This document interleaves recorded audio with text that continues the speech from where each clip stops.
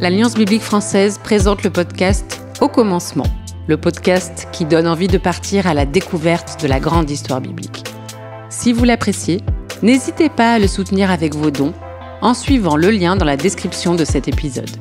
Aujourd'hui, nous voici les témoins d'une amitié visiblement sans faille. David et Jonathan auraient de quoi être en compétition pour acquérir le trône. Pourtant, quand le danger survient, ils font un pacte, se soutenir, être fidèles et protéger la vie de l'un et de l'autre. Le risque est grand, les enjeux réels. Qu'adviendra-t-il des deux hommes alors que leur vie est menacée ? Cette place sur le trône aura-t-elle raison de leur amitié ? Découvrez-le dans cette histoire, tirée de la Bible, dans l'Ancien Testament.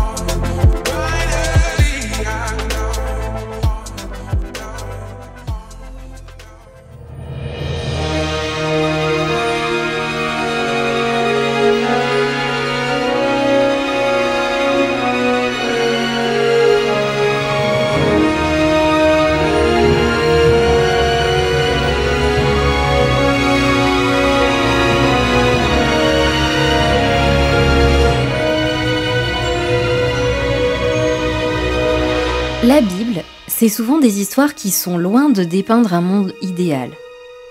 La Bible s'ancre dans la réalité des hommes et des femmes, avec ses guerres entre les peuples, pour déplacer les frontières et gagner des territoires. Pour mener ces guerres, il faut des chefs, des juges, et peu à peu surgit l'idée qu'un roi pourrait rallier les différentes tribus et régner en Israël. Dans le récit d'aujourd'hui, découvrons David, un jeune berger courageux qui connaîtra un destin extraordinaire. Mais c'est aussi l'histoire d'une amitié exceptionnelle à toute épreuve. Mais commençons par le commencement. Découvrons ensemble cette petite histoire qui s'imbrique dans la grande histoire. Nous sommes au XIe siècle avant Jésus-Christ. La situation politique est instable et les incursions des Philistins, peuple fixé sur la bande méditerranéenne et ennemi d'Israël, sont fréquentes. C'est à cette période que les tribus d'Israël choisissent Saül pour devenir leur premier roi. Dans une vallée du Térébinthe, à une vingtaine de kilomètres de Bethléem, se déroule une bataille mémorable contre les Philistins. Ce lieu, entre la plaine côtière et les hauteurs de la Judée, est stratégique. Les troupes des Philistins et d'Israël se font face. Les deux armées se toisent un certain temps sans bouger. Mais les Philistins ont un avantage de taille. Parmi eux se trouve Goliath, un soldat de plus de 2 mètres. Coiffé d'un casque de bronze, portant une armure complète, un javelot, une lance et une épée, il est accompagné d'un homme qui porte son bouclier. Il menace et terrifie l'armée de Saül. Provocateur, il propose un duel qui pourrait être décisif dans la bataille. Mais qui saurait affronter un tel monstre ? Comment gagner un tel combat ? L'armée de Saül est paralysée par la peur.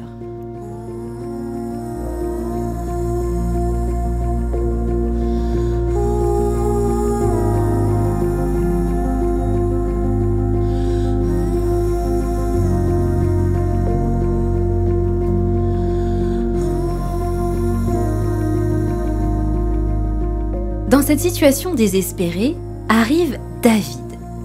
Il est le plus jeune des 8 fils de Jessé et berger du troupeau familial. Jeune et bel homme, sa réaction fougueuse le pousse à l'impossible. Il affrontera Goliath. Car David ne peut accepter qu'on insulte son peuple et surtout son Dieu. Alors, sans se laisser décourager par ses frères ou le roi lui-même, il choisit ses armes. Une fronde et 5 pierres plates ramassées dans la rivière. L'issue de ce combat paraît évidente. La force du géant est colossale et David est un jeune berger, certes, mais plein de ressources. Sa taille, sa légèreté, son habileté à la fronde sont des avantages face au géant lourdement armé et équipé. N'est-il pas plus grand et fort, celui qui par son courage ose affronter et faire face ? Alors Goliath menace, humilie David. Me prends-tu pour un chien, toi qui viens contre moi avec des bâtons ? Maudit sois-tu par tous les dieux des Philistins. Viens ici que je donne ta chair en nourriture aux oiseaux et aux bêtes sauvages. Toi, tu viens contre moi avec une épée, une lance et un sabre ? Moi, je viens armé du nom du Seigneur de l'univers, le Dieu des troupes d'Israël que tu as insulté. Aujourd'hui même, le Seigneur te livrera en mon pouvoir. Dans ce face-à-face, l'énorme fantassin Goliath devrait avoir l'avantage. Mais à cause de sa lourdeur, il devient une cible facile pour un frondeur expérimenté comme David. De plus, le jeune homme a une arme ultime qui fait sa force, sa confiance en un Dieu fort. Et alors qu'il s'élance vers Goliath, il lui dit : Tous les Israélites ici rassemblés sauront que le Seigneur n'a pas besoin d'épée ni de lance pour donner la victoire. Il est le maître de cette guerre et il va vous livrer en notre pouvoir. Rapidement, il fait tournoyer sa fronde. Fulgurante, la pierre frappe le front du géant. Le colosse tombe, tué par le jeune homme téméraire. En un instant, Goliath est terrassé.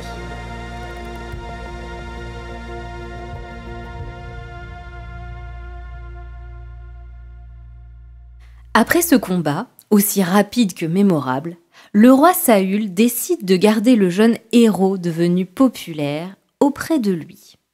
Là, David rencontre Jonathan, fils de Saül et prince héritier. Jonathan est un guerrier expérimenté, habile et ingénieux qui a déjà remporté des batailles décisives pour Israël. Comment considérera-t-il David, dont la popularité pourrait devenir une menace pour son ascension au pouvoir ?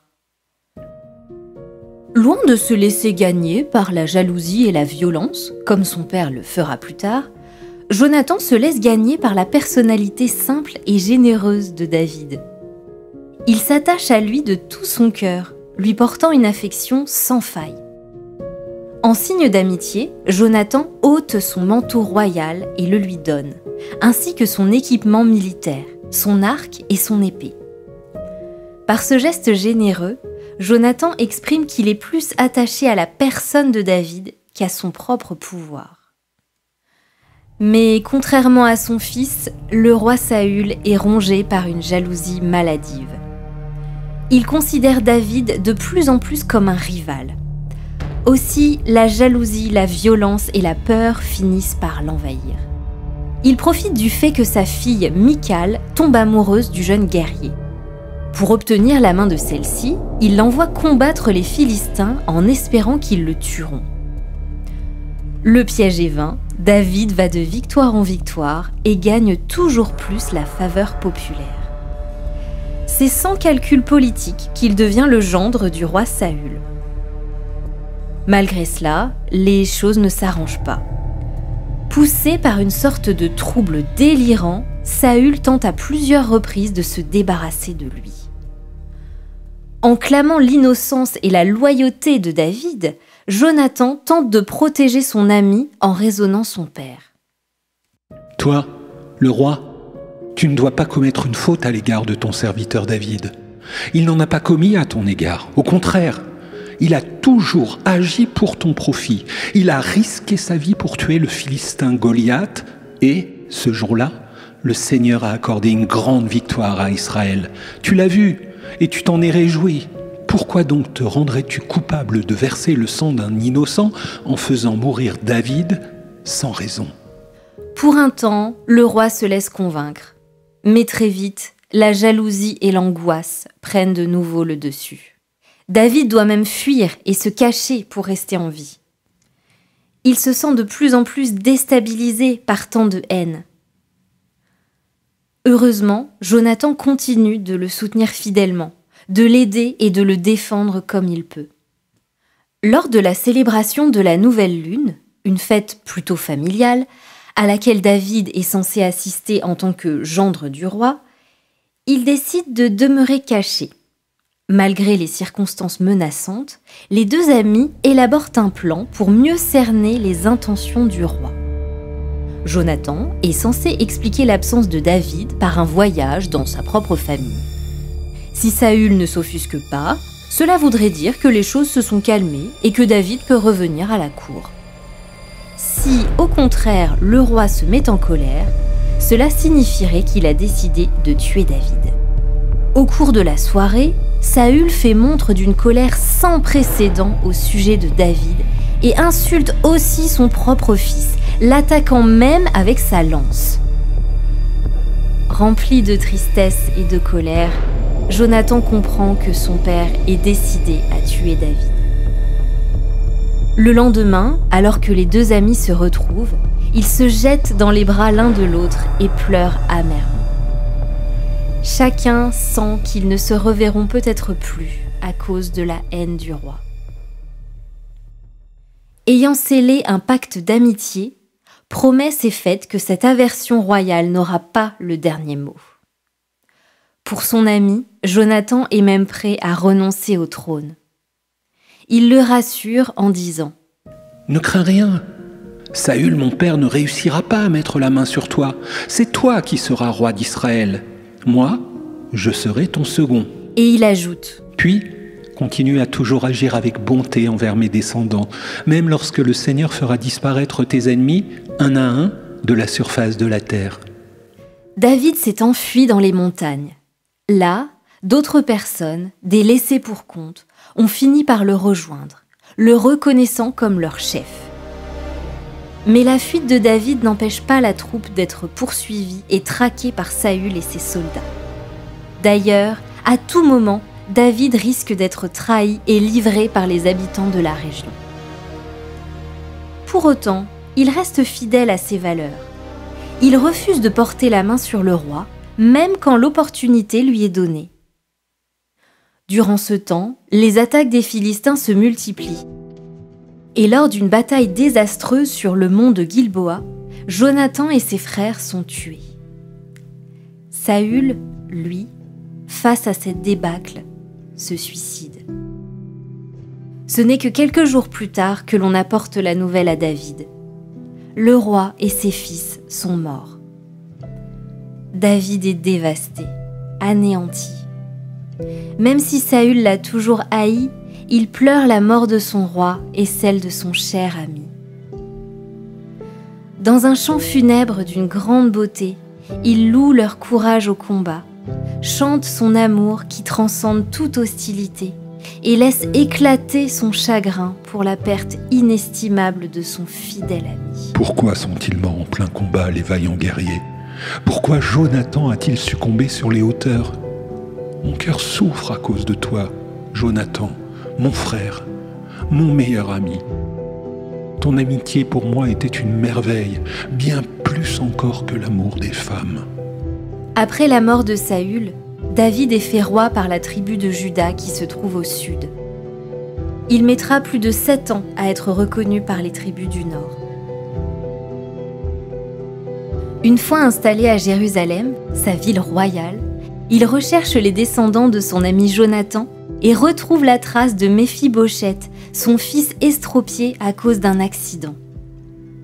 Au nom de leur pacte scellé par leur amitié, David l'accueille au palais et lui donne les propriétés de sa famille qui lui reviennent. Comme promis, la descendance de Jonathan survivra.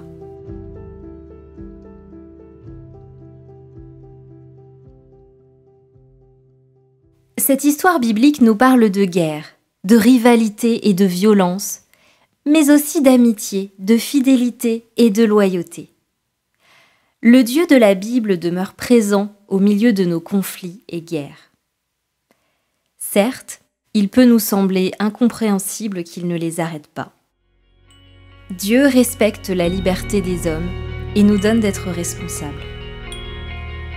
Ces affrontements et luttes d'alors nous rappellent peut-être aussi nos épreuves personnelles, celles prenant la forme de géants apparemment invincibles, surplombant notre fragilité et vulnérabilité.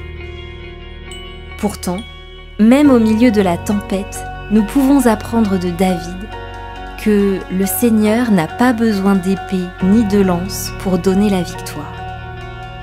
Et la victoire est avant tout celle de garder courage face à l'adversité et de rester déterminé face à l'injustice. Cette histoire biblique, c'est l'histoire d'une amitié véritable, perçue comme le signe de la présence si souvent imperceptible à nos yeux de Dieu. Car bien souvent, Dieu reste discret et se manifeste dans la chaleur, l'affection et la fidélité des amis qui nous entourent. Au fond, l'amitié humaine ne donnerait-elle pas une idée de celle que Dieu propose à chacun, chacune ? Une amitié encore plus solide, authentique et forte, dans laquelle Dieu s'engage et fait alliance avec nous, tous les jours.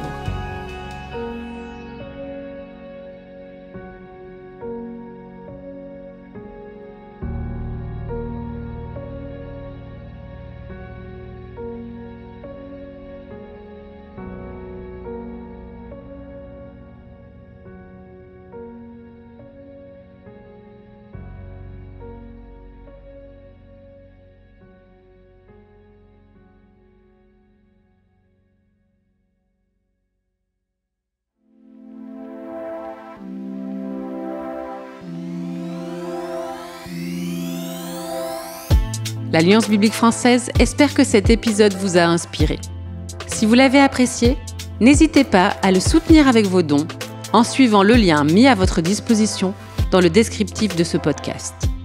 Retrouvez l'Alliance biblique française sur son site web, sa chaîne YouTube, Facebook, Instagram et sur les plateformes d'écoute comme Spotify, Google, Apple et Deezer.